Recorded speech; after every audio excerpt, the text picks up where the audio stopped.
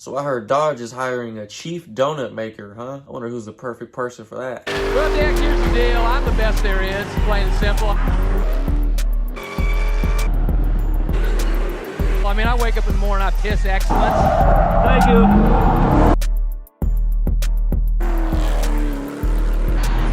And nobody can hang with my stuff.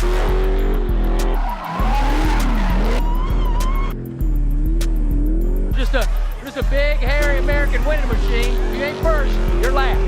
You know what I'm talking about? Hello, I'm Jensen. What's going on, everybody? Hope you're having a great day. If you're new to the channel, make sure you like and subscribe. So I heard Dodge is hiring someone called the Chief Donut Maker, and and if I'm not the perfect person for the job, I don't know who is. We're gonna get into all the other details about the Chief Donut Maker and the Never Lift Dodge program. But first, let's talk about where everything originated, and let's talk a little bit about the Dodge brothers themselves. So the Dodge brothers, John and Horace Dodge, started off fabricating and building parts and stuff with their dad. And then Horace ended up inventing what's called a dirt-free ball bearing, which is obviously like an enclosed ball bearing. So after Horace invented the dirt-free ball bearing, they started to get into the bicycle world more. They started building parts, fabricating. They even opened up their own bicycle business. But while they were doing the bicycle business, they're also fabricating car parts. And they started making way more money than they were selling bicycles and bicycle parts. So they started fabricating and creating car parts full time and quit doing the bicycles. This guy came along called Ransom Olds, which is the creator of Olds Motors, which ended up being Oldsmobile, which is pretty cool because I have a 1984 Cutlass Supreme Oldsmobile outside.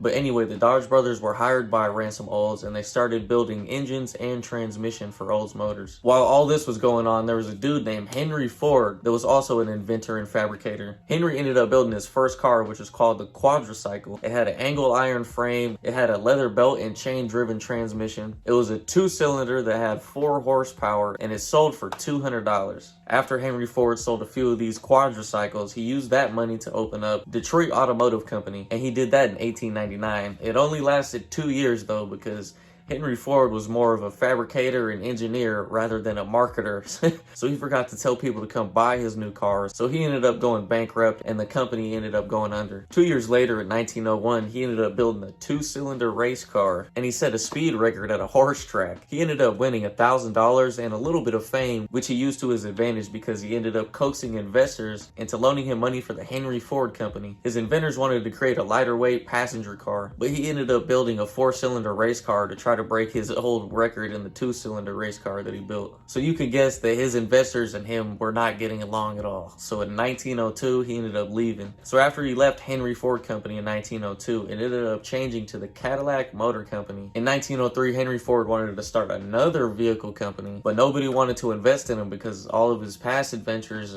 either fell through or he went bankrupt. So no one wanted to give him money for another company because they were scared it was going to have the same outcome, of course. Except for these two redhead rich kids that had a little bit of a more rebellious reputation around town, which were the Dodge brothers. And the Dodge brothers had a lot of money just sitting around from all the transmissions and engines they were building for the Oldsmobiles. So they ended up investing $10,000 in cash and materials for the new Ford Motor Company. And in return, they got 10% share of the company and the rights to all of Ford's assets just in case he went bankrupt again. So now that they were in business, Dodge started supplying the complete chassis with the engine and transmission, and then they shipped it over to the Ford plant to complete everything else on the body. While all this was going on, the Dodge brothers were making a lot of money, so they started gathering with all the other rich people, obviously, but they weren't accepted by the fancy rich people because they drank with the line workers and went to bars and got in fights. So since they weren't being accepted, what do rich people do? You know, they start buying stuff. The Dodge brothers ended up buying the Detroit Symphony. So after they bought the whole Detroit Symphony, they were accepted into the fancy rich society. All while this was going on, Henry Ford's hate for the Dodge brothers was increasing and increasing and increasing. The brothers started giving Henry suggestions on how he can improve and better his vehicles, and he just thought the brothers were being jealous and trying to sabotage him, all because they were redheads. He had something against redheads. He did not like redheads. He thought that they were evil people, which is kind of offensive because I'm half redhead. I got a red beard. And the Dodge brothers kind of got wind of this. So in 1910, they completed construction on a giant facility. It had a floor-to-floor assembly line, a medical wing, a machine shop called the Playpen for workers to go fabricate and design stuff on their spare time. And they even served beer on hot days on the assembly line. It's like, why wouldn't you want to work at Dodge? That sounds like a cool ass job. I'm not gonna lie. Just drinking beer, building cars. If you got some free time, go invent some shit in the fabrication room. Like, psh, what? So if you compare that to what was going on at Ford, they had what was called the social department, which was almost like a secret police. They would come to your house and make sure you're keeping it clean. They would ask about your relationship and if it's doing good, make sure you're not drinking and getting drunk. So compared to Dodge, Ford was like the real preppy, uptight, just sounds like not as good as a work environment. During this time, Dodge was still making parts for Ford, and Ford thought the Dodge bros were scheming on them. So Ford went out and built a factory called the River Rouge. It was self-sustaining, so they didn't need to import stuff from Dodge, which meant it cost less as well. So they were cutting off Dodge and saving money. So in 1913, John Dodge resigned from vice president at Ford, so they stopped building for Ford and created their own vehicle, which was the Model 30. The Model 30 had 35 horsepower, which was 15 more horsepower compared to the Model T's 20 horsepower. It had an electric starter and a 12-volt system rather than the Model T's 6-volt system. The Model 30 had a steel body, the Model T had a wood body, but it did cost twice as much. And when John Dodge was asked about the price difference, he said, just think about it. Someday all the Ford owners will actually want an automobile, which is crazy. He's back there sneak dissing in the 1800s, 1900s. So even though John Dodge was no longer the vice president of Ford and they weren't making parts for him anymore, they still owned 10% stake. So they were using the 10% Ford was giving them to fund all their ventures at Dodge and build all their cars. So basically Ford was paying for Dodge to build their cars to sell, which he hated because they were obviously in competition. So he was paying for the competition to outdo them. So once Henry Ford realized what the Dodge brothers were doing, he just quit paying them their 10%. He just quit paying. Like, what are you doing? So the Dodge brothers ended up suing and they got over $19 million, which is insane money back then. And Henry Ford had to start paying the Dodge brothers their 10% again regularly. He took a L. So one day Henry leaked the information to a newspaper talking about he was gonna resign from Ford, which would put Ford under, and he was gonna start a new company that would sell a car that cost less. And no one believed him, obviously, because that would be stupid and he would lose a bunch of money. But that would mean that Dodge would lose their 10% as well. So he created some cap to try to make the Dodge brothers think that he was gonna leave his company so that they would sell their 10% stake. And they didn't want to do that.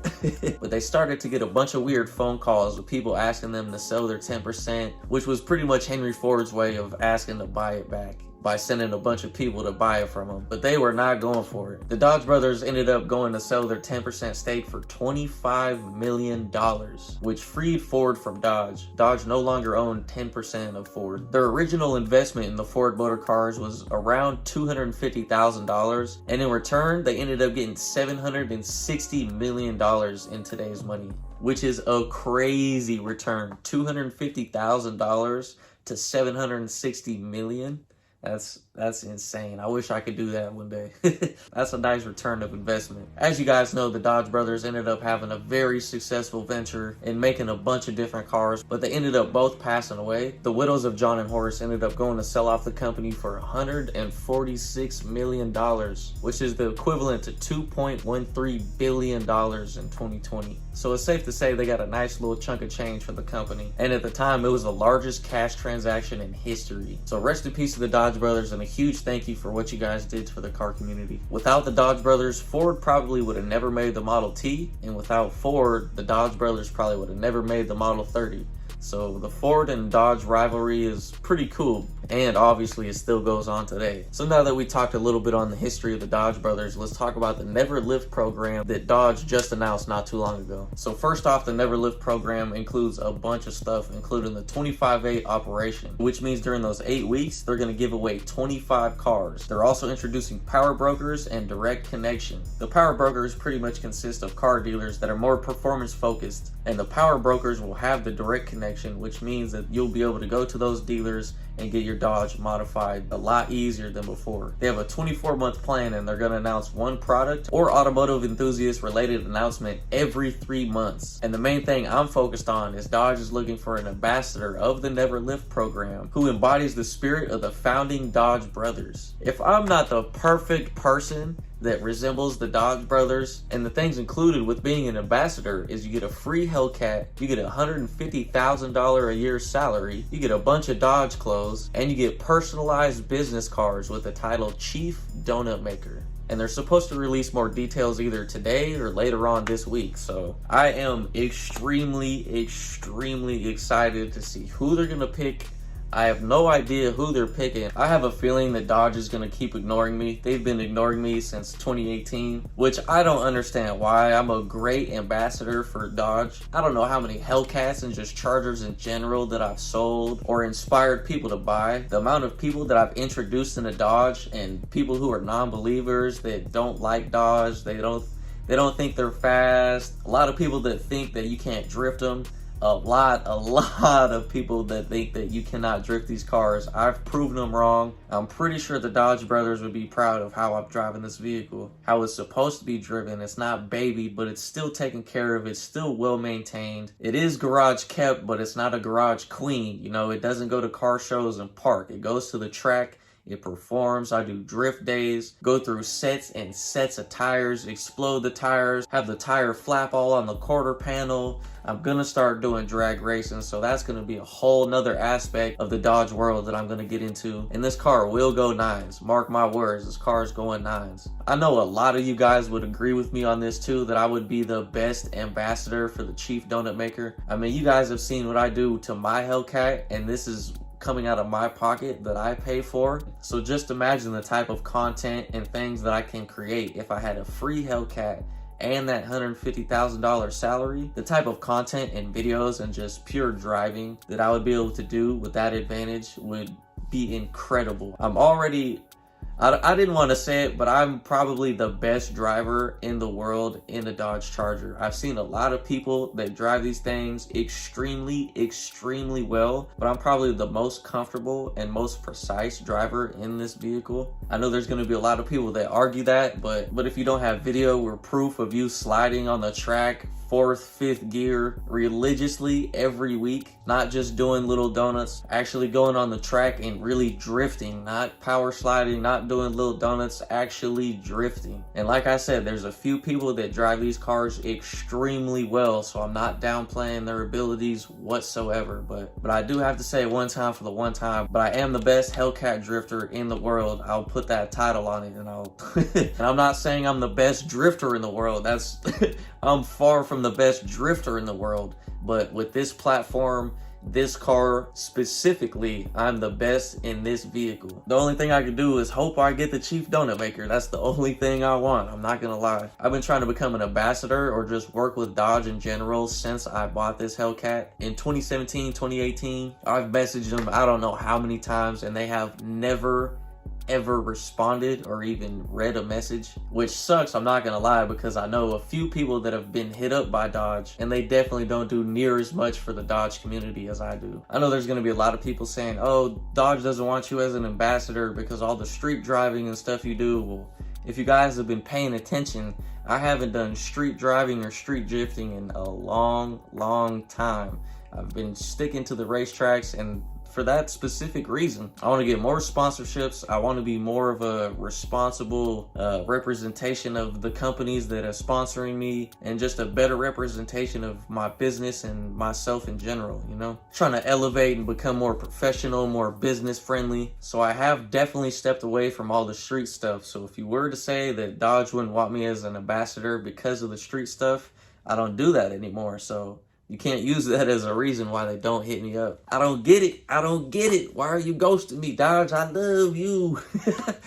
At the end of the day, if they don't choose me, it's not going to be the end of the world. I'm still going to be the best Hellcat driver there is. And I'm going to continue to be a behind-the-scenes ambassador for Dodge and not get paid for it. But I would love to be an ambassador for Dodge and have them pay me. That's been a dream of mine for a while, and I'm positive the Dodge brothers would love to have someone like me be an ambassador for their brand. I like to think that way anyway. That's pretty much the end of this video. Thank you guys for watching. I appreciate it. Make sure you like, subscribe, comment, share, hit the bell, thumbs up, all that stuff. If you think I would be a great brand ambassador for Dodge, go comment on their Instagram page. Comment down below here, let me know. Just try and get Dodge to see me, recognize me, you know. tell them to quit ghosting me. I love you guys. Come on, man. But anyway, thank you guys for the support. I really appreciate it. I'll see you guys in the next video. Doses.